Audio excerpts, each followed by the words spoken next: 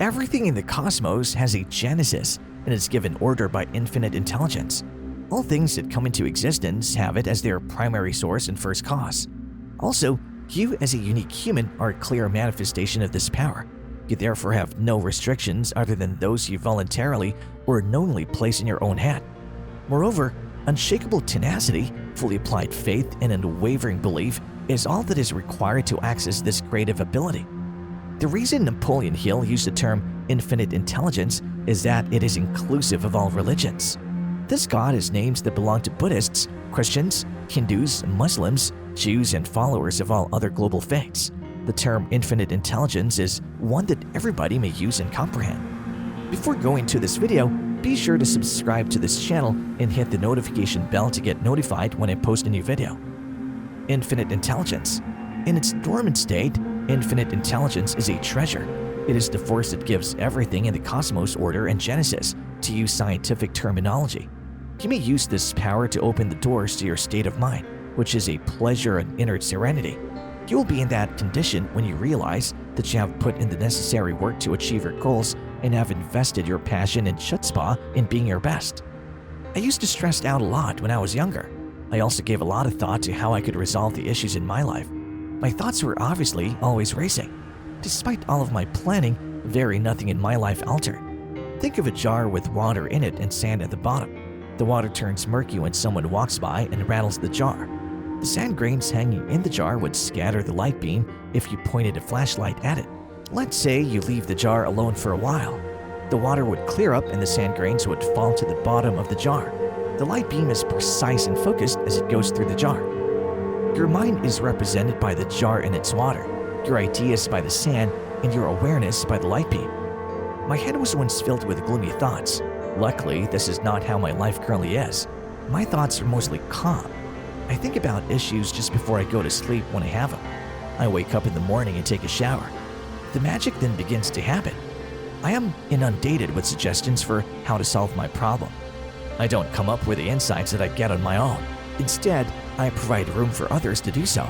By setting the intention that I will get the answers I need, I create that space. Before I go to sleep, I often do this in the evening. The sense of my thoughts settle when I do this. The next morning, all I have to do is take a shower to get the knowledge. The light of awareness can shine through my mind's pristine seas. 7 steps to access your intuition. How can you more readily access your intuition now that you know what it is and where it originates from?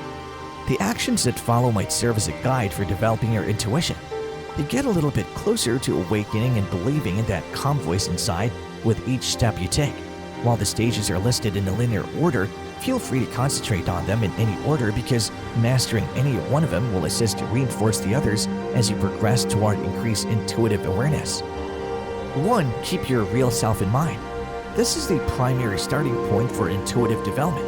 You will block the intuitive signals attempting to get through as long as you think of yourself as a lone speck, a little flesh-encapsulated ego cut off from the rest of the world in a chaotic and mindless cosmos. You need to take ownership of your identity as a distinct and potent awareness focal point within the network of all consciousness. Consider using interest net as a metaphor to help you reestablish contact with your true self. 2. Set your mind to receiving intuitive guidance. A naive need for direction isn't likely to elicit a response from your intuition. Instead, before beginning your meditation, have a clear objective and write it down someplace you can see it often. To rewire your mind to access intuitive advice, use straightforward and positive affirmations. I'm ready and willing to receive the guidance of the cosmos through my intuition. 3. Shut your mind off. A disorganized mind is unable to recognize intuitive advice. Listening to music on a radio station with a lot of static while trying to pick up intuitive signals is similar to that. You only hear fragments of the song. Because meditation clears the signal and makes the mind open to receiving the message, it may be the most crucial of the 7 stages of intuition. To create room for intuitive messages to emerge, commit to a regular meditation practice utilizing either the Soham meditation method or primordial sound meditation. 4. Submit a question. Create a query or problem that you want to gain an understanding for in a calm mind, then release it. For instance, am I making the best decision possible? What do I need to know about this partnership, employment, or business deal? Release the query in the same way you would send an email by pressing send. It is important to understand that the message has been sent to the global cosmic database for resolution. 5. Spread your awareness and reach out. Release your query and then send your awareness out into the world like a soap bubble that keeps spreading. Think of this bubble of consciousness as encompassing everything, including your house, neighborhood, state, nation, planet, Milky Way galaxy, and beyond. Experience the cosmos as part of your awareness. While you silently recite the sutra Tat Tvam Asi, I am that, to yourself, feel all that was, is, or will be inside you. 6. Pay attention to your body and feelings. Experience the environment around you by imagining yourself reaching out into the room or area you are in and taking in all the noises, sights, and feelings it has to offer. Then, make an effort to sense the presence of others as well as their feelings, ideas, or energy. Knowing that your body serves as an antenna for intuitive impulses, practice studying your feelings to develop your delicate senses. Such signals will enter your consciousness more readily the more receptive you become. 7. Believe the message. Tune into the bodily sensations you become aware of, including twinges, a tiny warmth in your chest or stomach, or the tiniest hint of emotion. Does the experience seem pleasant or just a little bit uneasy? Your subtle body only knows 2 words, delicious and yuck. As co-founder of the Chopper Center, Dr. David Simon has said, go for it if it feels nice. If not, turn around. Believe in the message in a similar vein. Believe in your intuition if it offers you a solution to a dilemma or issue you've been trying to solve. Recognize that you're connected to the cosmic mind, which possesses a comprehensive knowledge base that transcends simple cause and effect reasoning. I don't agonize over problems for hours or fret about what may go wrong. I prepare myself to take in the knowledge that's provided. The skill is nothing exceptional, and anyone can use it.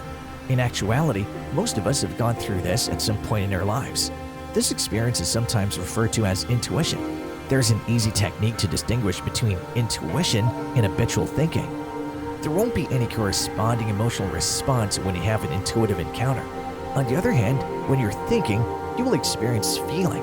It's not that thinking is worthless. Although thinking serves as a practical tool, it doesn't access the intelligence of all beings. I used my own experience of taking a shower to clear my head so I could take in the information. It helped that my mind was still quiet because I had only just woken up. The important thing to remember is that we've all done something to relax your thoughts.